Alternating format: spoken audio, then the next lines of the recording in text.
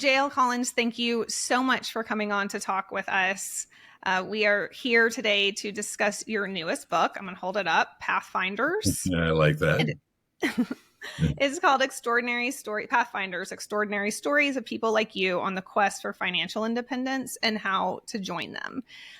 Matt and I were lucky enough to be one of the many stories included. So I want to first and foremost say thank you so much for opening this up and the submission process up to everybody. Yeah. And then I thought for listeners real quick, I'll give a quick little overview of your background and you can correct me where I need to be corrected. Okay. For those listening in, JL Collins is largely considered the godfather of financial independence.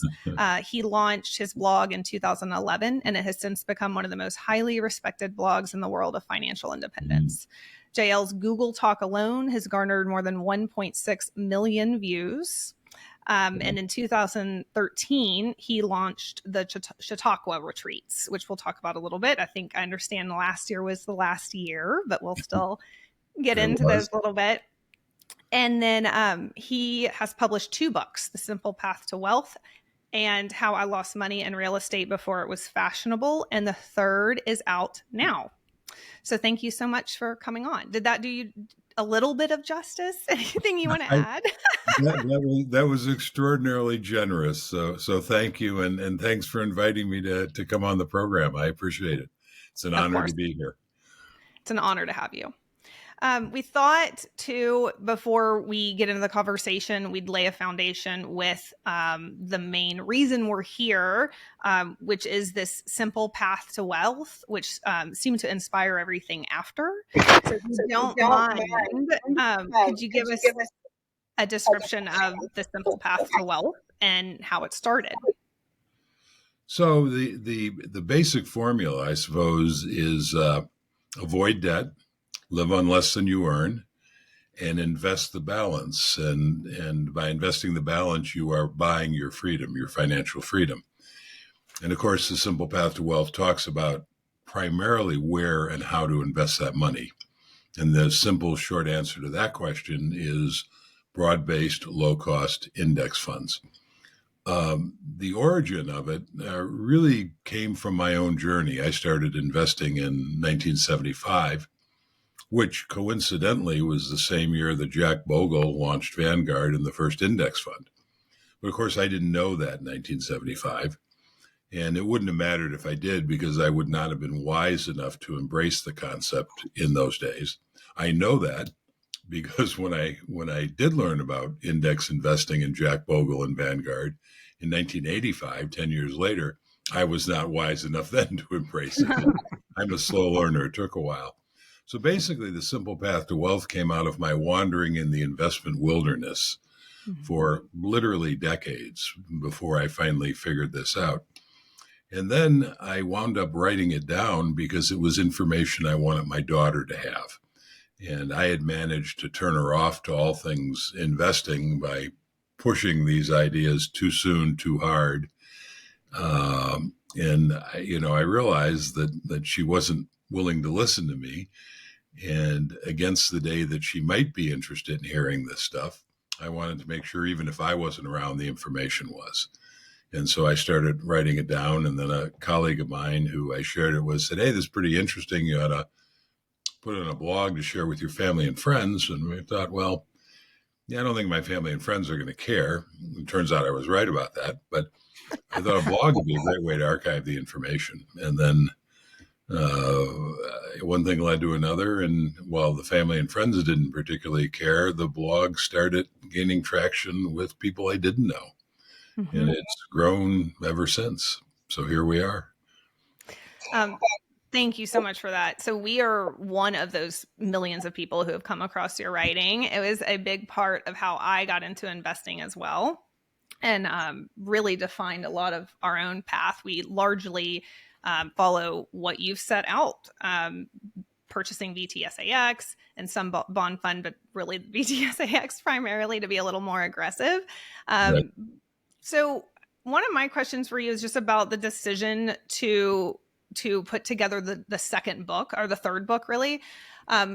it's broken out into about 9 different topics, from freedom and debt, saving. We'll talk about FU money, lifestyle inflation. And then you ended up getting around 100 contributors as part of this book. How did that idea come together to settle on that model for the book? So the idea came, and it's been one that I've been wanting to do for literally years, because within months of The Simple Path to Wealth coming out, and it came out in 2016, people started sharing their stories with me about how they were taking the principles in the book and adapting it to their situation and where they lived. And it was kind of remarkable, because I really wrote The Simple Path to Wealth for one person, and that was my daughter. I mean, this is what I tell my daughter to do. That's one of the reasons the advice like VTSAX is so very precise in it.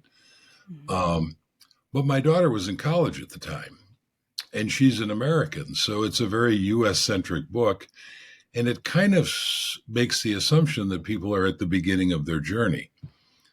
I never dreamed that it would be as widely read or as popular as it is. And of course, because it's widely read, it's read by a lot of people who are not at the beginning of their journey, who are in their 30s or 40s or 50s or 60s. It's read all over the world, so by people who are not in the US. And I've always been fascinated about how these people are able to adapt the principles in the book, regardless of their age and regardless of where they live in the world, even though the book can be very specific, especially, when I talk about 401ks and IRAs in the US. Well, if you're in Japan, that's not going to particularly matter to you. And yet that doesn't seem to be an obstacle. And so I'd hear these stories, and it was very gratifying. It was also very gratifying because a lot of these stories, there is this trope, or at least there has been in the FIRE community, that pursuing financial independence is really only for college educated, technical engineer, high paid kinds of people with privileged backgrounds. And, you read the 100 stories in this book, and you can no longer assert that, because people from all over, from all kinds of backgrounds. And I can guarantee almost anybody, at least in the United States, who's reading this book will read stories from people who are starting from a much more challenging place than the vast majority of people reading the book. So, I that's one of the most gratifying things to me, because it really illustrates that this is available to anybody. Yeah. And, I've said that if you read Pathfinders, you will never again be able to say it can't be done or that you can't do it. Now, of course, you can still say you choose not to do it, because it does take effort in adjusting your priorities, but you will never again be honestly able to say that it can't be done. And then the way the book came together, we put out on my social media and what have you an invitation, which you guys graciously accepted, among others, to share stories. And we got, and we didn't really know, we being my editor, Chris Parker at Harriman House, and myself, we weren't entirely sure if we would get enough or if they would be high enough quality, and that was kind of but we needn't have worried, because we got a lot. Now, not all of them were usable, but we had more than enough of high quality stories. And as I say, we pared it down to about 100. And then you mentioned, the book's divided up into these 9 sections by category. And the stories themselves really determined what those sections were going to be, right? So we didn't have a predetermined list of 9 things from freedom to family and said, okay, now we're going to fit these in. Rather, we reviewed all of these stories and said, and they really kind of choose their own category in a sense. The only challenge there was there are some stories that could easily appear in more than one category. So sometimes we had to make that call. But that's kind of the origin of the book and how it came to have the structure that it has. Yeah. So I don't know if you've had time to reflect on what this means now that it's out, but given that your first book was a direct conversation to your daughter, and this book is a reflection of all of the community, the Phi community coming back to you with their stories, what does that mean to you? Well, as I said earlier, it's not. I've heard these stories for years, so I personally was aware of the diversity of these kinds of stories.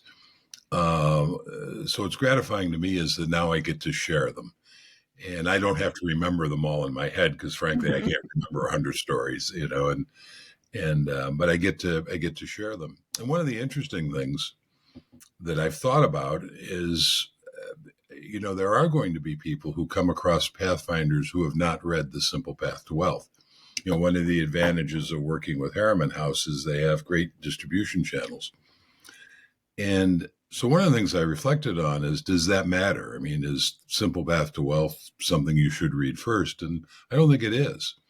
I think in some ways, particularly for people who are not necessarily in the financial independence community, or maybe not even aware of it, or maybe aware of it and skeptical of it, I think Mhm. Pathfinders is maybe even the better introductory book because they can read all of these stories of people who have done it and then maybe enter into the arena with a little more confidence. And then Simple Path to Wealth becomes the how-to The manual. how to, right. Yeah. Yeah.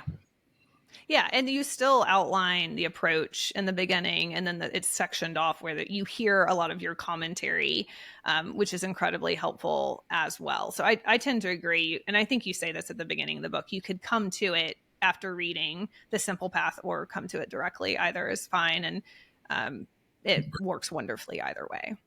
Yeah, I think anybody who's read The Simple Path to Wealth will enjoy, almost by Mhm. definition, they're already on the path themselves. And I think they'll find it, as I do, fascinating as to the where other people on the path have come from and how they've approached it and what have you. So, Yeah. I mean, the wide variety of stories, and many of them read like biographies, like autobiographies, where, and I have found in just trying to prepare for this conversation and having the luxury of like going back and revisiting them, when you reread them, you find that, and I know I was planning to talk about this later, but I'll bring it up now. The childhood aspect, a lot of it, you'll see these like really beautifully written stories that dictate someone's life and reflect back someone's lives, right, obviously through the lens of money, but it's so much more. And some of these people, I love too, by the way, that you include stories like, I think his name's Tom, who doesn't end up Yeah. incredibly wealthy, Yep. but it led me to tears. Um, and I think many people can take what they want from his story. For me, it was a reminder that money isn't everything. You can find joy in the path regardless, and it's also a story of like lessons learned. Of course, it was really beautiful. But there is such variety and such richness to reading these stories. But the childhood aspect is interesting. It seems to be a recurring theme that people will tell their story of how they got to know, how they built a relationship with money as a child, and then how it played a role in creating their life's financial journey, and it's incredibly clear. So maybe I would love to hear from you. What was your childhood like, through the financial lens, and what kind of impact did it have for you? And in the same breath, this is a little bit of a different question, but was it interesting for you to see that, or is that just something that you've known for a while? yeah, it is. It is interesting to see how deeply influenced we are at a young age on our attitudes around money. And I'll talk about my background in that in a second. But it was also interesting, and there's an interview at the very end of the book that Christine Benz does with me and my daughter Jessica, talking about her experience growing up with me as her father and hearing about all this stuff all the time. And one of the things that she says is that she didn't realize until she went to college, and even as she was coming to the end of her college years, that what we routinely talked about in our household wasn't universally talked about. and then as, her peers, as she and her peers were leaving college and entering their adult life, she began to realize that she had a better understanding of money and was better prepared in that way than many of them did. So that was kind of her story. My story was my dad was a manufacturer's rep, and he was a pretty successful guy, and we had a pretty comfortable life. He was 41 when I was born, so I was, he was a little bit older, and but he was a cigarette smoker. And the thing about cigarettes is not only do they kill you, but they kill you slowly. And along the way, they debilitate you.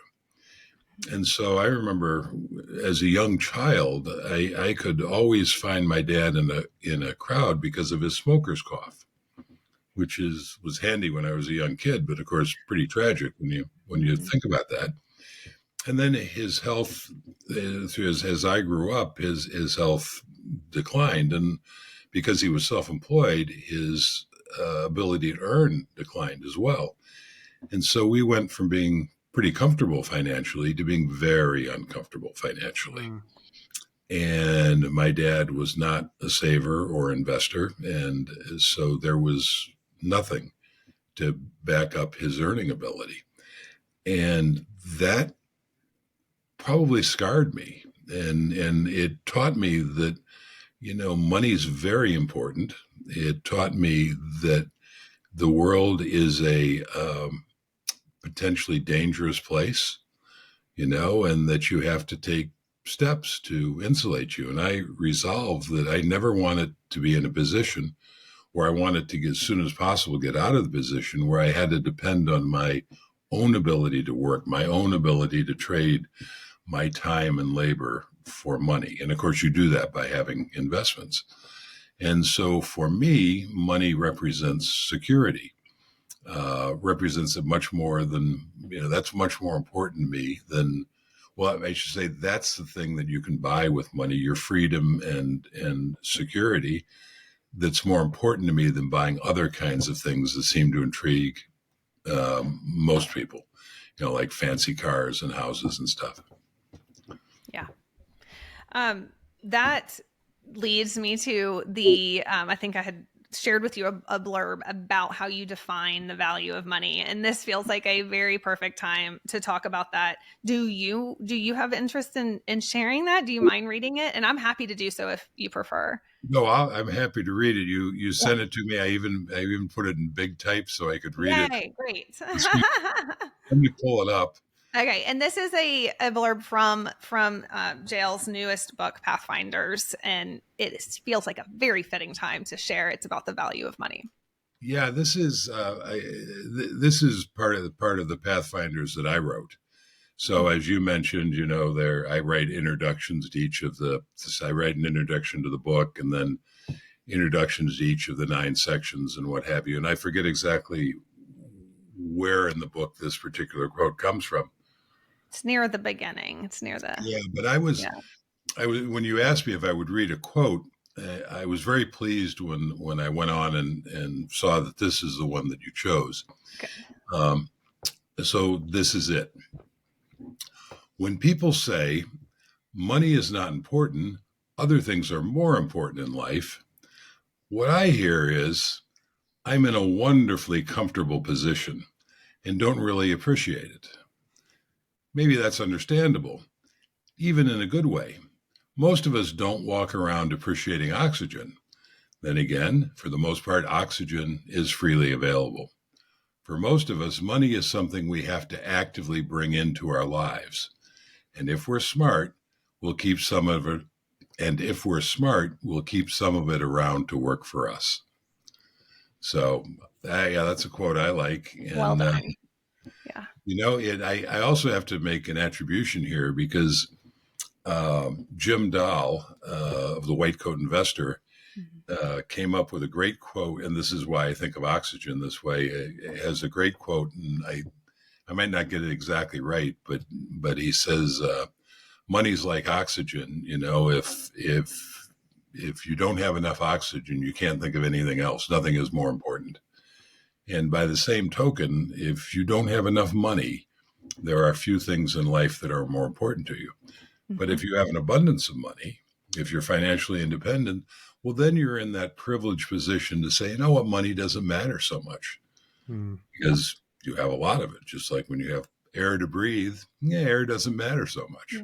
Yeah. It's a beautiful, beautiful way to frame the way we think and the way we are teaching our kids to think about investing and money in general. And I grew up sort of like you with a father who worked really hard, and we were comfortable young, but I went to high school with a lot of people who were financially not very well off. Right. And when you're around people with not a lot, they tend to villainize wealth, and they tend to, make fun of the guy with the nice car and make fun of the people working hard for money. And you tend to hear a narrative circulate around greed, and people are wanting things and they shouldn't want those things. And so that informed a lot of my early understanding of money and a lot of my rebellion against some of these ideas. And the beautiful thing about your work and the FI community has been to put money into your brain in the place where it belongs. And that quote perfectly sums that up.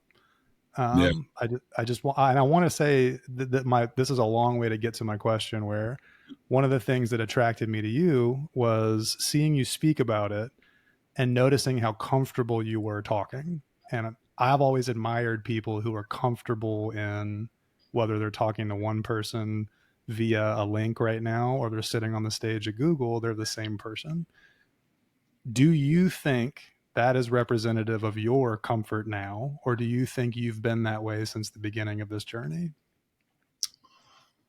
I think I've probably, if you're talking about being comfortable with money. Yes. Comfortable in your own skin, comfortable with these concepts, comfortable with the life you're living. Well, like everybody, I mean, I've had my challenges. I've had to sort of, I suppose, grow to be comfortable in my own skin in a comprehensive sense of that. But if we're talking about money, I think, it goes back to that early childhood experience, with what happened to my dad. And my observation is, and of course, this is a sweeping generalization, so you need to take it with a grain of salt, but my observation is that people who come from a poor background or have some sort of money trauma in their background, like I did, as I said, we were pretty well off to begin with, I think are a lot more comfortable with the idea of accumulating and having money and the importance of it. Because there were times when we didn't have that oxygen, or we didn't have quite enough of that oxygen. I think the people who tend to vilify money, and this is just my observation over the years, tend to be people who always had enough, or maybe had more than enough, where they never had to worry about if there was enough oxygen. And, it is striking to me that there is this negative attitude about money in our culture. And I don't remember it when I was younger. I think this is something that has evolved over, the 70 plus years since World War II, and I'm not quite sure why or where it comes from. But I think it's tragic because it if you teach people that money is unimportant or evil and they shouldn't have it, well, then those are the people who wind up living paycheck to paycheck. And that's a horrible way to live. And leading people to live that way, I think, is evil. I agree completely. I get very frustrated by the social media influencer culture of flash and burn money left and right for that same reason. Because I think it sort of promotes be careless with it. With children specifically, this just reminds me of my own children and the challenge of teaching them about money, which is how some of your story started as well with your daughter. I have found it to be challenging. And I think that's a combination of two things. And one, we just acknowledge that having money, you're not going to want or need something, and the respect may not be there if it's not needed. And our children they want for nothing. I mean, we try not to spoil Right. them, but no one's looking for food around the house. Right. So they have it. It's there. So I wonder sometimes if some of it has to do with having so much. And we're not like incredibly wealthy by any means, but our children do not need for much.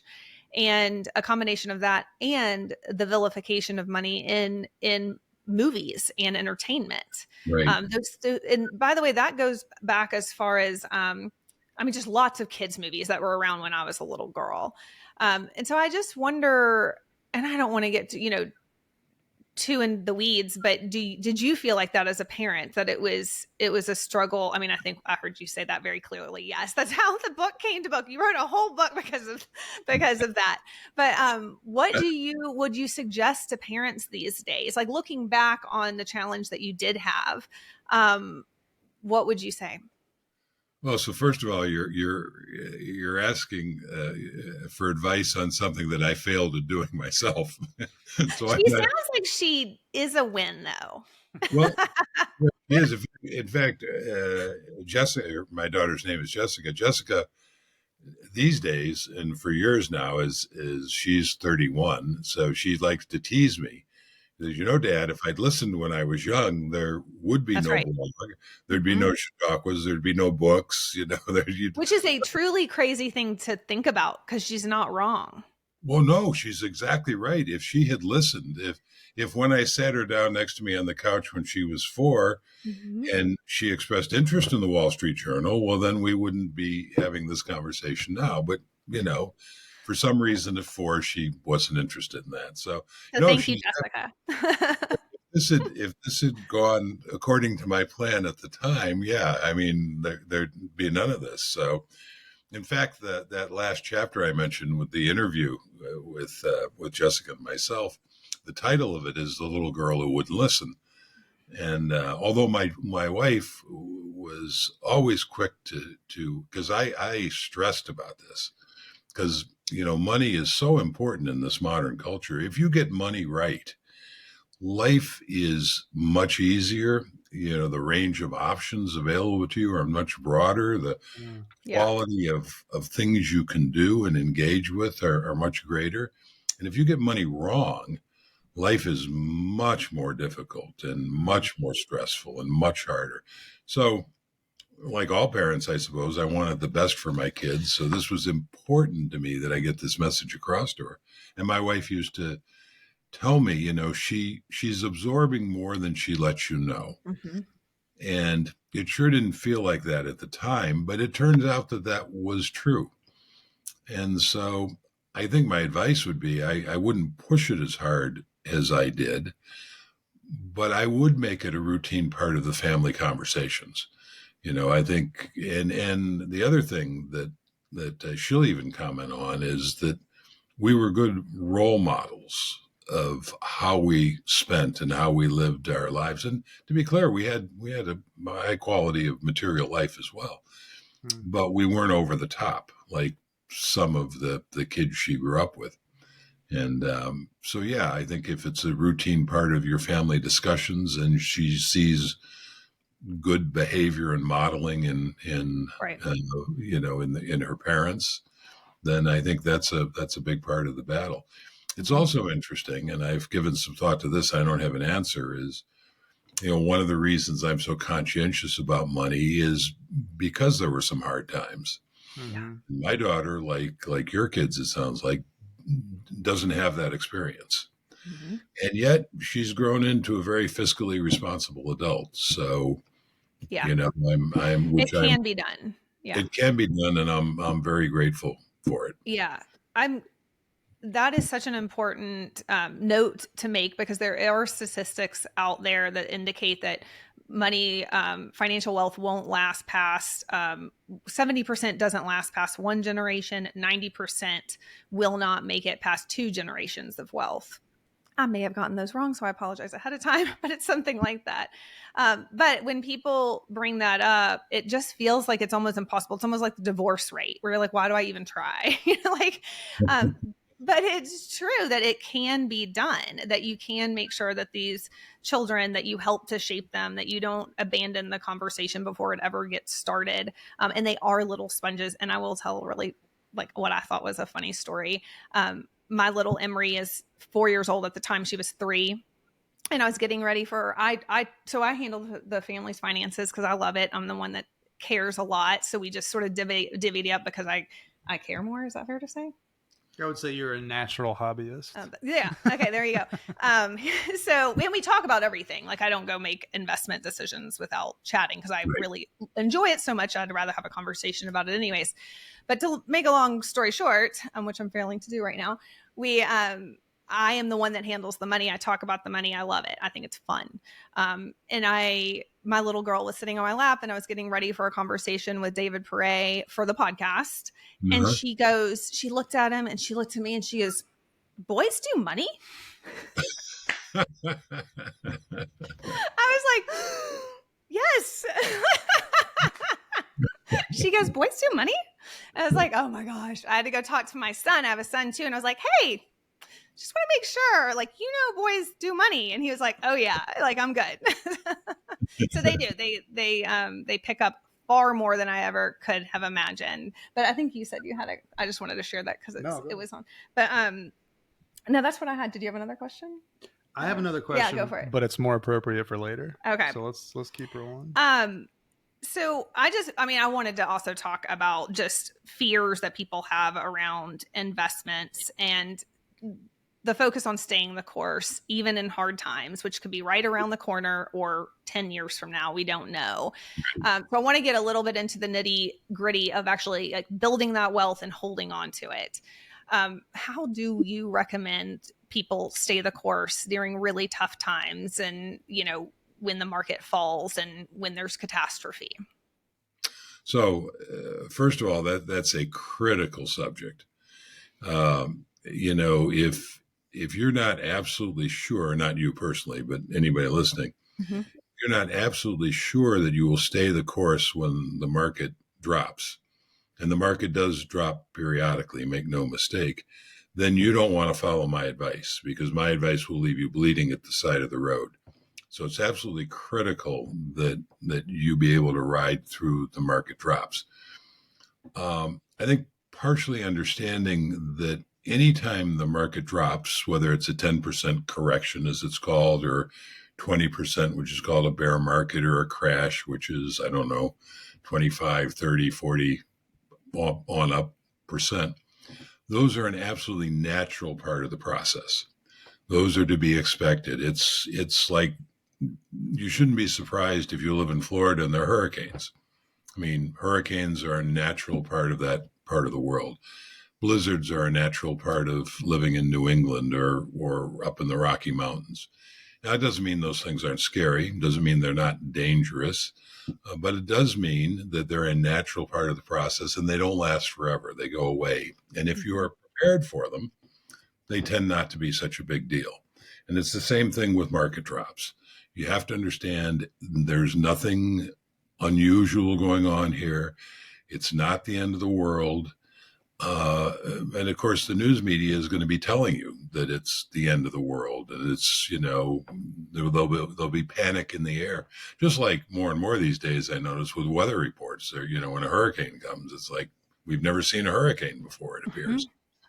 So you have to understand how normal these things are.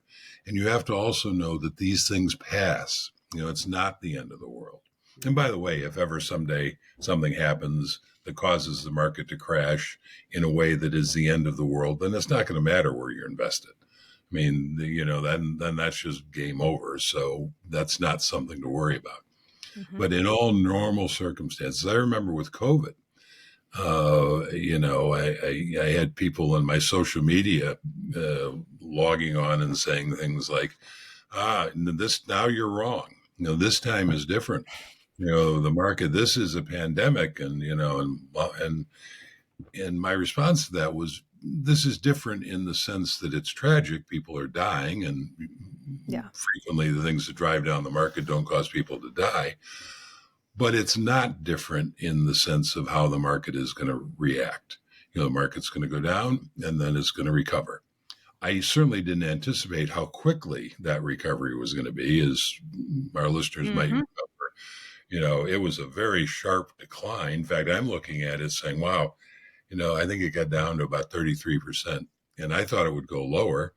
And I'm thinking, I'm going to move a bunch of bonds over into the stock market when it gets down about 40. Well, of course, I never got that opportunity because it just turned around and went right back up. I mean, I think it's the quickest turnaround in the market history. And yet everybody was telling me, well, this is a pandemic. This time, surely it's different. This time we do need to panic. It's never a time to panic. And it's always going to be something different that triggers the market crash. And that was a pandemic. There was the debacle in 07, 08. And, it's always something different in terms of the trigger. But the market reaction always follows the same kind of pattern. And sometimes it turns around instantly like it did with COVID. And I certainly wouldn't have predicted that. And sometimes it drags out for a few years turning around. But it always turns around. I love that. This is a good time for me to ask my question. You've said before, and I forget what. Say what? I was setting it up for you to ask the question. It was a mind meld. What this question was ever since you mentioned it. No pressure that this is a terrible question.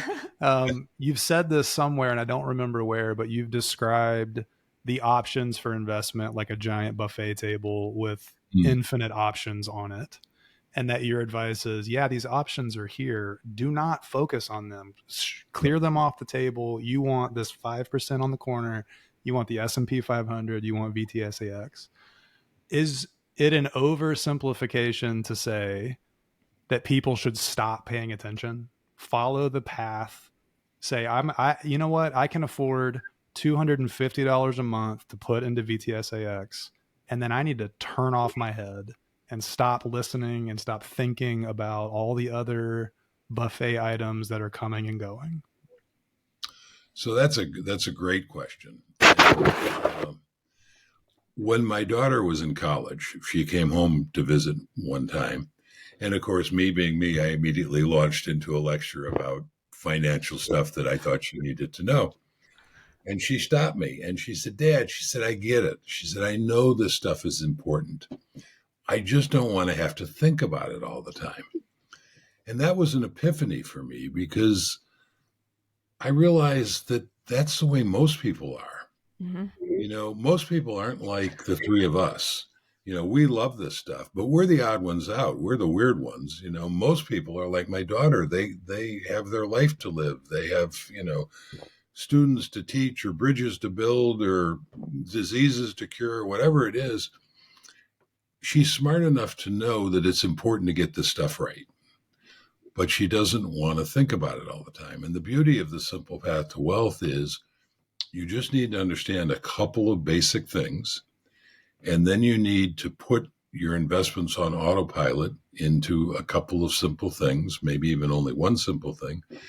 And then once you do that, the less you pay attention to it, the better you will do. Jack Bogle is famous for saying, I think during a market crash, don't just do something, stand there. So investing is probably the only thing I can think of where the less you do, the better your results, assuming you get those basic things right. So now my daughter, who is following the simple path to wealth, has got those basic things right. And her lack of interest is actually a superpower, because if the market plunges tomorrow, she's not going to notice because she's not interested in this stuff. And because she doesn't notice, she's not going to be tempted to panic and sell.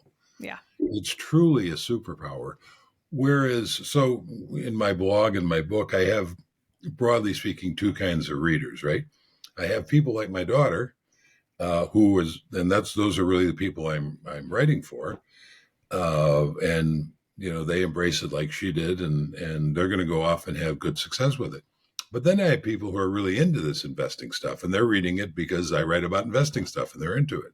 Yep. And they're the ones who are always saying to me, oh, JL, if you did this, or you tinkered this way, you tinkered that way, you tinkered this, and I just know that those people are, first of all, are never going to follow the simple path to wealth the way I've laid it out. They'll follow some version of it, and then they will constantly tinker with it. Uh-huh. And because they constantly tinker with it, they will get less good results. And I'd be willing to bet enormous sums of money that if you took somebody like that and you took my daughter and you put them at the same starting line and you look out 20 years, my daughter will have much more money in her portfolio because she doesn't care to tinker. She's not interested in tinkering. Mm-hmm. So yeah, absolutely. And so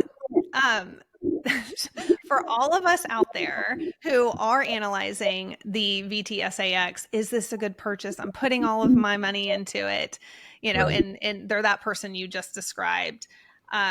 One of the questions that came up before we did this podcast was about VTSAX and the S&P 500 primarily, and asking, is it overweight in too few stocks?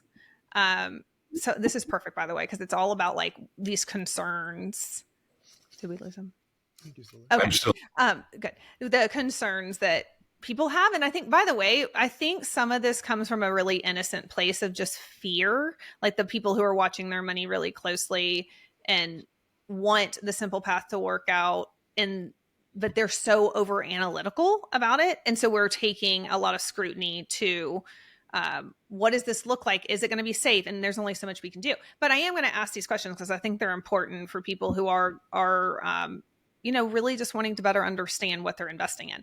So one of our questions is for VTSAX and the S&P 500, which for every listener, VTSAX is a mutual fund or an index fund that tracks the S&P 500. Actually, I need to correct you on that. Yeah, go. Yes, please. So VTSAX is actually a total stock market index fund, which is separate than an S&P 500 index fund. Either one of those is fine, but VTSAX holds, the S&P 500 index fund holds roughly 500 stocks, as you might guess.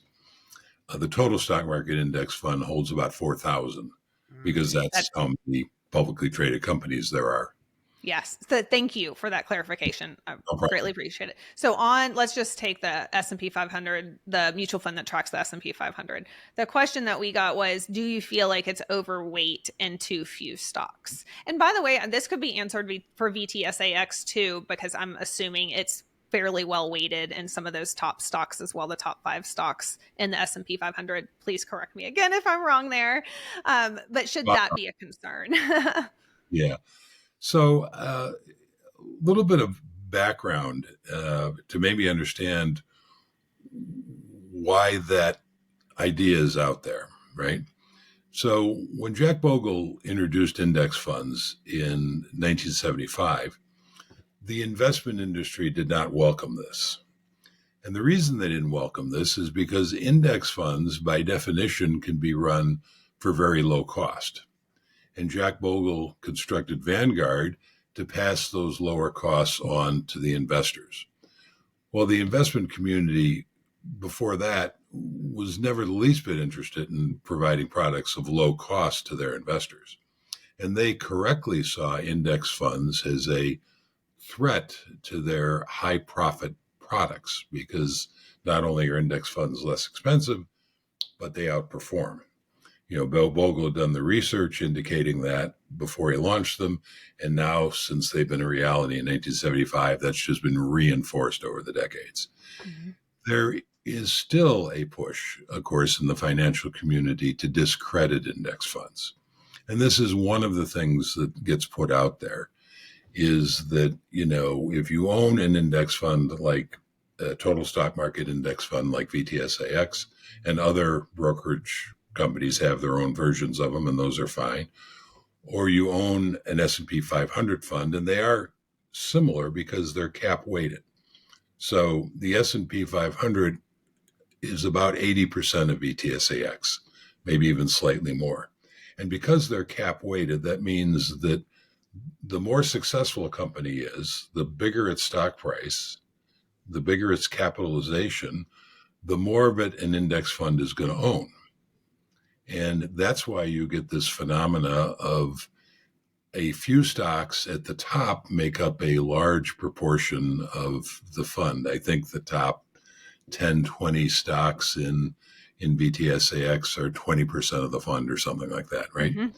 And so that's what naysayers like to point to and say, see, you're really only, focused on those top performing companies, those top companies, and that might change. And they present it as if this is some terrible bug. Well, it's not a bug, it's a feature. One of the things that I best love about a fund like VTSAX is that it's self-cleansing. That's a term I coined to describe the process of what's actually going on. Right. When you buy it, you are buying virtually every publicly traded company in the United States. Not all of them are going to do well. Some of them are going to do extraordinarily well. And because it's cap weighted, the ones that do extraordinarily well will become steadily a bigger and bigger and bigger part of your portfolio. The ones that do less well and maybe even fail will drift off of the index. Eventually, they'll be dislisted from the stock exchange. So the worst thing that can happen is you might have a stock that is on its way down to zero. But the upside is literally unlimited. So while you might lose 100% on a given stock, you can, on the stocks that are working, you not only have the potential to make 100%, 200, 300, 10,000%. Right? So it's a rigged game in the sense that the upside is unlimited.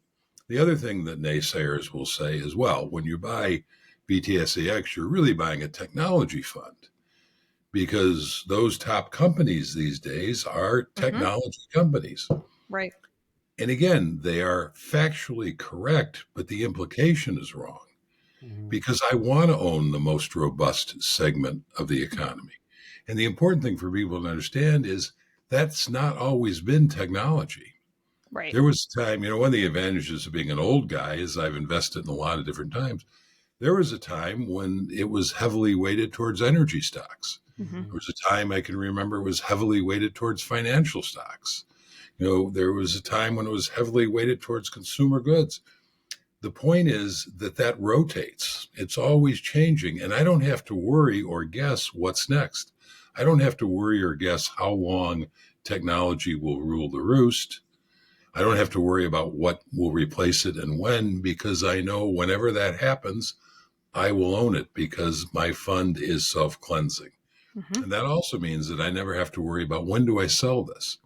If you buy an individual stock, you immediately have to start thinking about how long am I going to hold it? When do I sell it? When's because companies have finite lifespans, right? Yeah. Well, I never have to worry about that with VTSAX. My holding period's forever because VTSAX is always self-cleansing. Yeah. So if I don't know who would do this, but if someone bought a tech stock, an individual tech stock 20 years ago, and has been holding on to it and is now overweight in that single tech stock, again, don't know who this person is, what would one do about that? What do you do when what do we do when we're overweight in a single stock?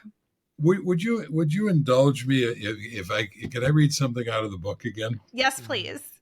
Yeah. So Hassan Minhaj wrote the foreword to the book, right?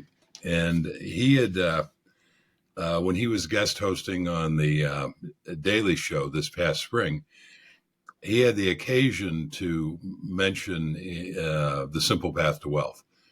And of course, my social media lit up with people sharing that clip with me. So that's how I got to know him, because I reached out to thank him. And then as we got to know each other, I asked him to write the foreword for the book. And in his foreword, he says, when I first heard about J.L. Collins' new book, I knew I had to read it. I'd been a longtime fan of his first book, The Simple Path to Wealth. In fact, it was The Simple Path and his savage Google talk that helped start my FI journey. By the way, I'd never heard of anybody refer to my Google talk as savage. I love that. Yeah.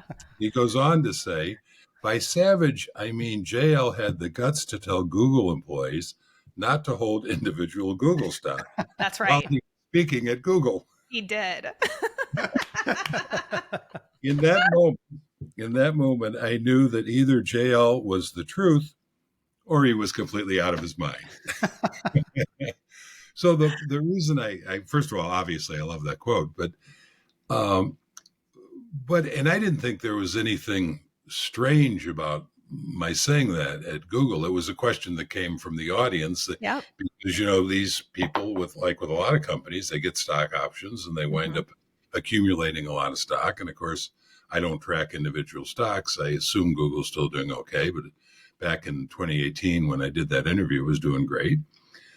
But whenever you own an individual stock, you always have to wonder how long.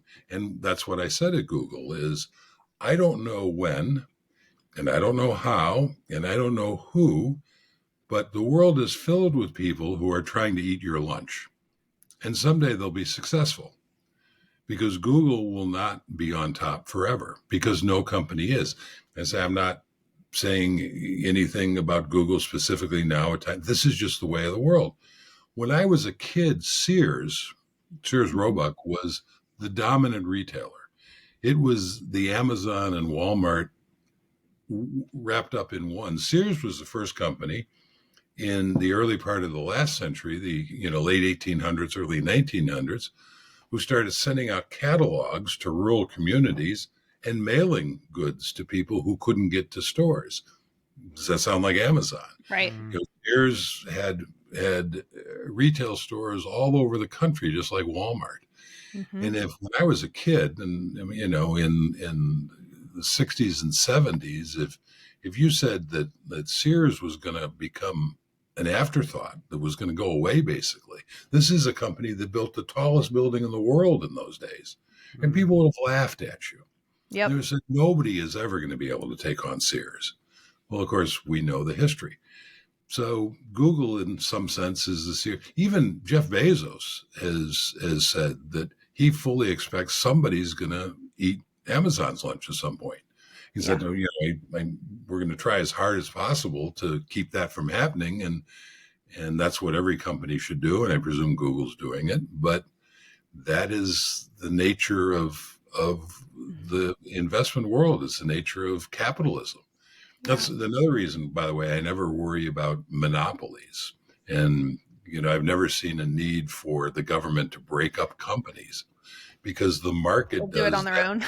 Naturally, In the 60s, General Motors was so dominant in the car industry, was so powerful that that the government was thinking of forcing them to split off Chevrolet, which was the biggest division, because no other car company could compete. Yeah. That's laughable today, the idea that nobody can compete with General Motors. And of course, the government didn't split them up. And it turns out they just didn't need to. So it's, capitalism is a very dynamic system. And it's one of the reasons that it is so good at building wealth. Mm-hmm. As you say, they're self-cleansing too, I suppose. They are self-cleansing. Just to be a good steward of your time, we're at an hour right now. Just want to make sure we're good. We probably have just one more question. How do you? Let's keep rocking and rolling.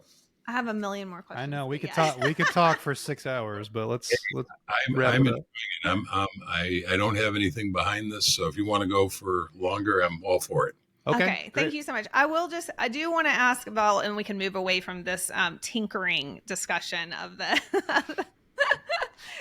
But I want to ask about Bill Bengen came on the Money with Katie show, which is fantastic, in April 2023. For anybody who wants to listen to that episode, it was wonderful. He is largely responsible for what we call the 4% rule. He did a lot of the math behind it that eventually was substantiated by the Trinity study. And please correct me on any of this that I need to be corrected on. But he did share during that conversation that, in reality, it probably should have been the 4.15% withdrawal rate that you can handle with 100% success rate historically. And then later which I think is interesting because we largely say 4%. And when it's time to retire, 4.15% might make a little bit of a difference. So it's worth noting. But then he also talked about tinkering with the small cap stock and going back to his research and subbing in some different funds into that research, such as the mid cap international stocks and U.S. Treasury bills. That bumped the percentage up to 4.8% withdrawal rate.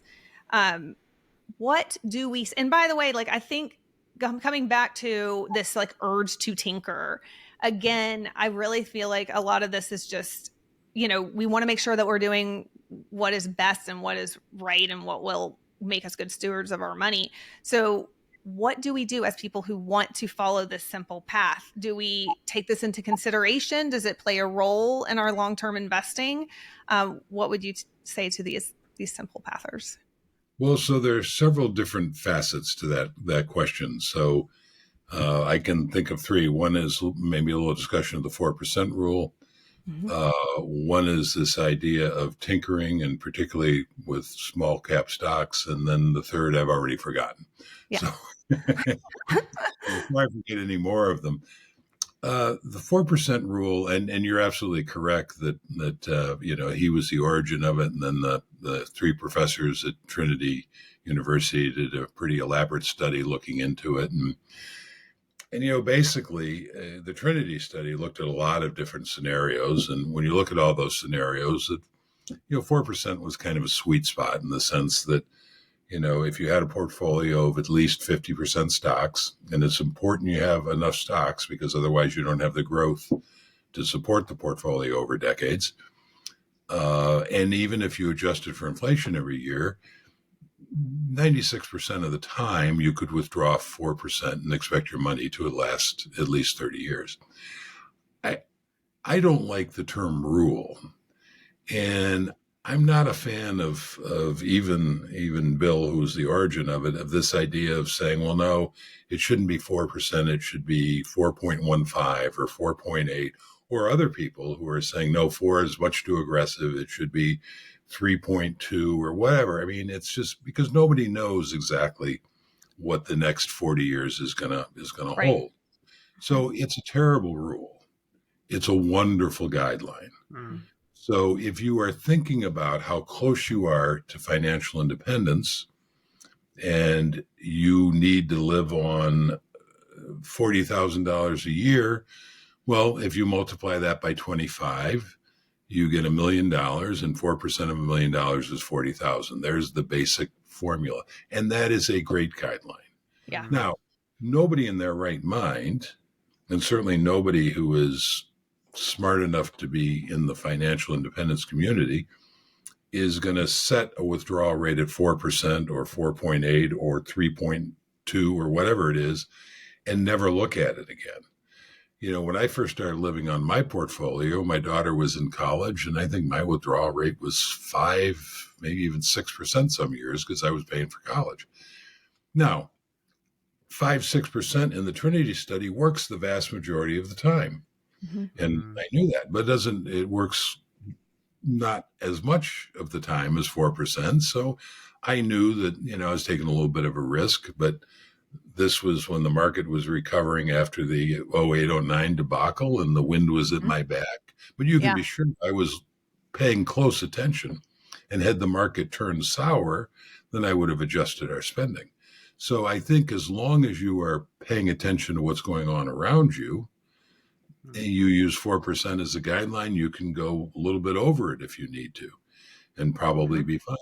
Certainly, the further under it you go, the less risk you are taking over the long term. And now we are considerably under it in our own situation. Yeah. So, but yeah, it's a great guideline. When people start thinking of it as a rule, and even worse, in my opinion, try to start defining exactly, to the decimal point. I'm reminded of, I think 400 years ago, theologians used to argue about how many angels could dance on the head of a pin. And those were serious conversations in those days. These kinds of conversations remind me of that. Yeah. Uh-huh. I have a quick question. What has been more difficult in your experience, reaching financial independence or publishing 3 books? Oh, publishing 3 books, far and away. And the reason is I reached financial independence without realizing I'd done it. I was just trying to have what I call FU money, to have enough money that I could make bold choices and step away from work whenever I chose to. So I discovered that I was financially independent literally by accident. I was taking one of my many sabbaticals, and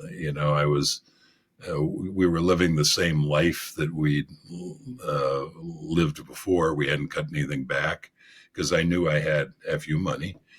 My wife happened to quit her job at the same time to go back to school. Our daughter was born. So, we had all these things going on. And every year at the end of the year, I would sit down and total up our investments and our net worth, and I would track our expenses. And this particular year, I did that, and I noticed that we'd paid all of our bills, and we had more money than when we had at the beginning of the year.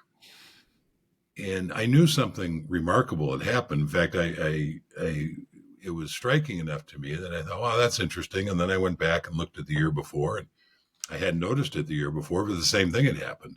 We'd paid all our bills, and we'd wound up with more money at the end of the year. And that was true the year before that. But I had never heard of this term financial independence at that point. And I just didn't have any frame of reference for it. So and this maybe it's a little embarrassing to admit, but I kind of looked at that and I said, wow, that's really kind of interesting. And then I went on with my day. I never made the connection that this means you never have to work again. Yeah, you did it. Anyway, so yes, so I stumbled on that by accident. Writing books is a very laborious and painful process, at least for me. Gloria Steinem, who was a very prolific writer, was once asked if she liked writing, and her response was, "I enjoy having written." Mm-hmm. That is a perfect way to describe it. Yeah. I enjoy having written. The process is drudgery. Uh-huh. Yeah. I feel like that's what most authors say. So I feel like if you've done it well, that's your answer. Well, I have heard some writers say they really like writing. Love it. Yeah, and I think they're lying. Yeah, I don't feel like I hear that as often. They're gluttons for punishment. I know several people like that in the music side. Either they're gluttons of punishment or they're just lying. Yeah. Yeah. I know we're getting to a close, so I did want to ask though about more of a bigger picture macro view question, because you've had this unique position of getting to read so many stories and see so many lives changed by money in a very unique way, in which you're acting as both the educator and then coming alongside them, whether in person or via your books or your blogs. You've made such an impact on so many people. Do you think about, my question is, what do you believe will happen if a larger portion of the population builds wealth and gains financial independence?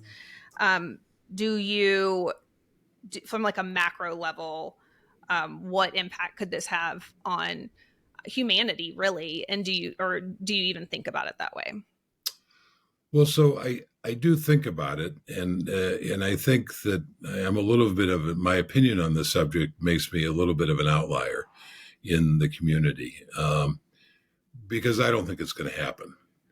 And so I don't think it's something that we need to give too much thought to. I think people who are on the simple path to wealth or who are pursuing financial independence are always going to be unicorns. I think what happens in the community is, especially when people first discover it, if you discover this stuff, the simple path to wealth and financial independence, and it resonates with you, it just feels so wonderful and so powerful. And in some ways, so obviously the right thing to do, mm-hmm.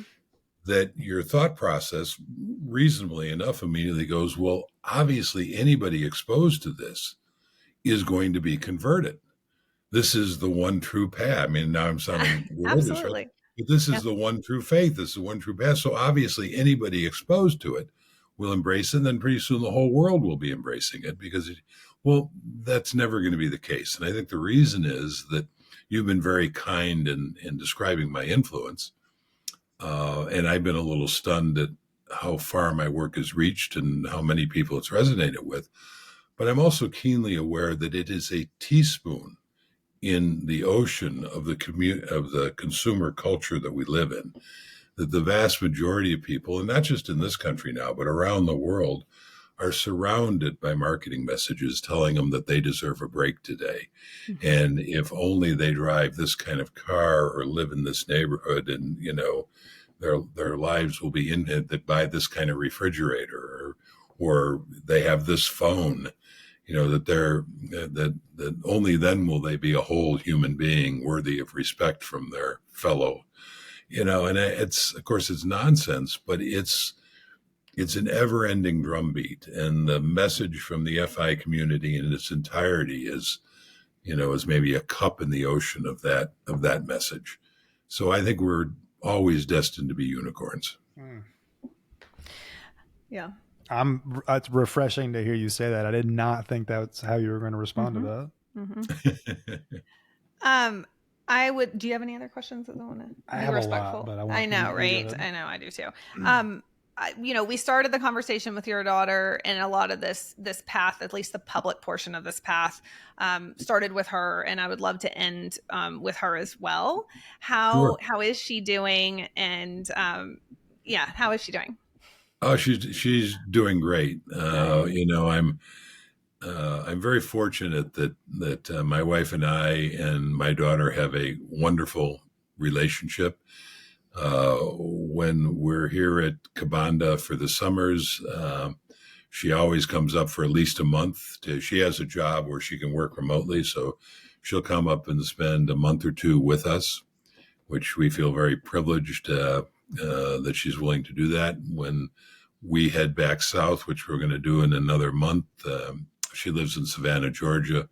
We'll stop there and hang out with her for a couple of weeks around Thanksgiving, and then she'll come down to Florida with us and spend the month of December. So we have a very close relationship. And, I used to say to my daughter, especially as she got older, I said, I will always love you. You will always have my unconditional love.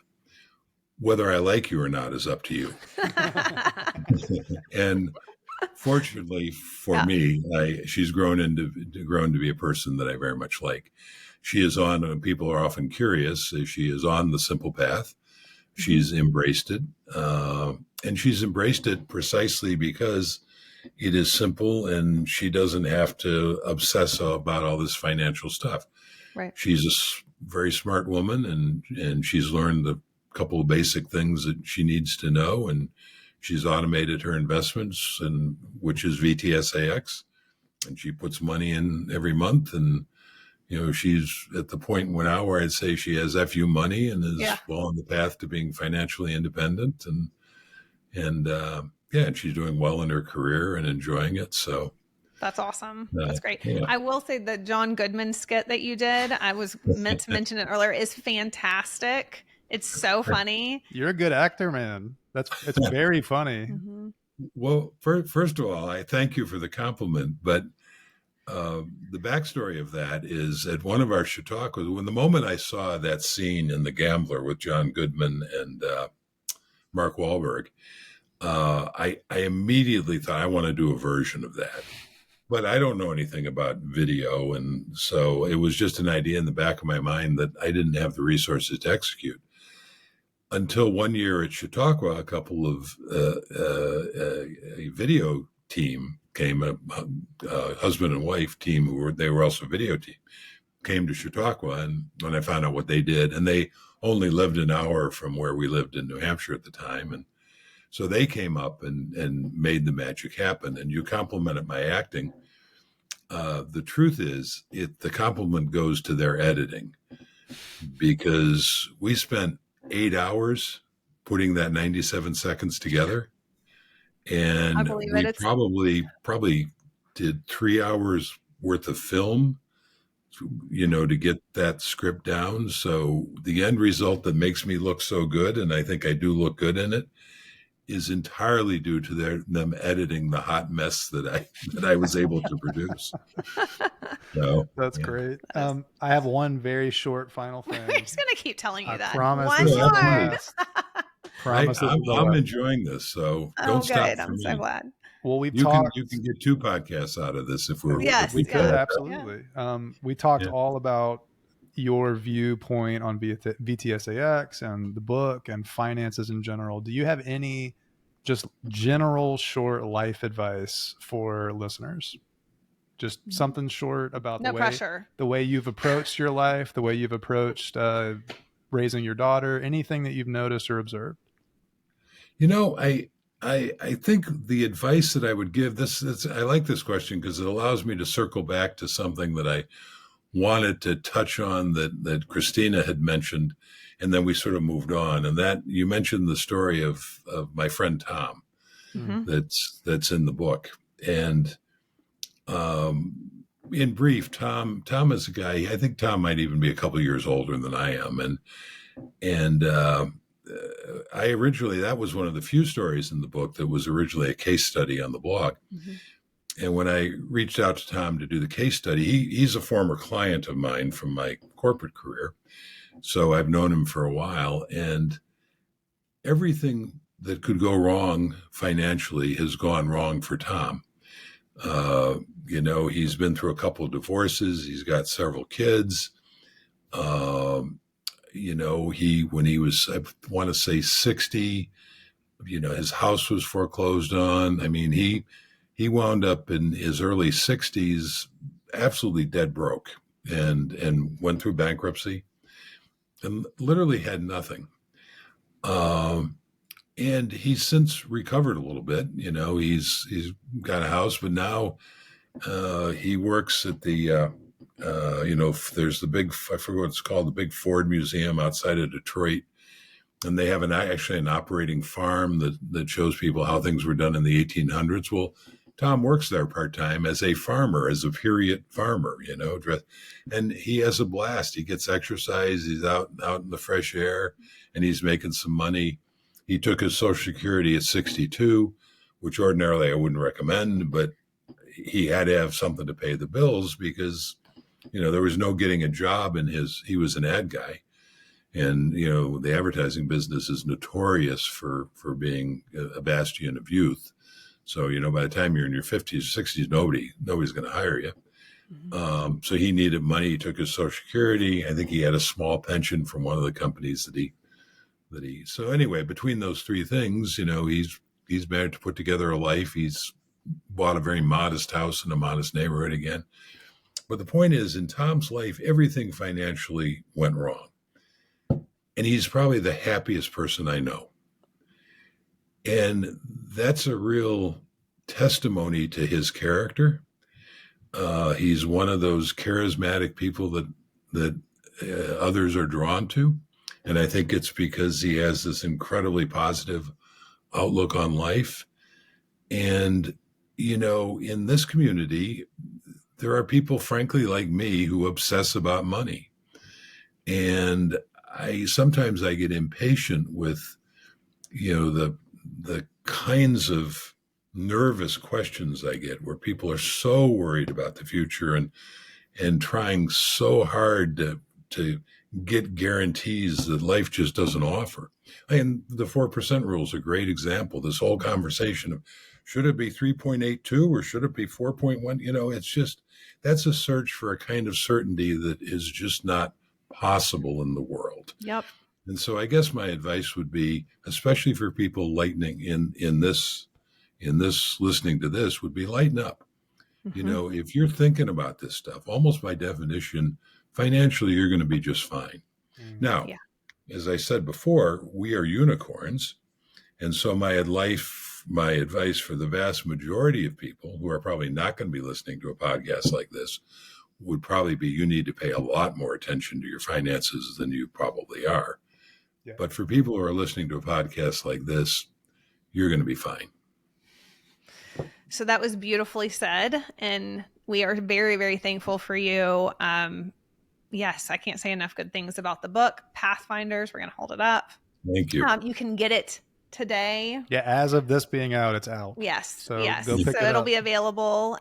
We are very, very thankful for you, and thank you for taking the time to do this.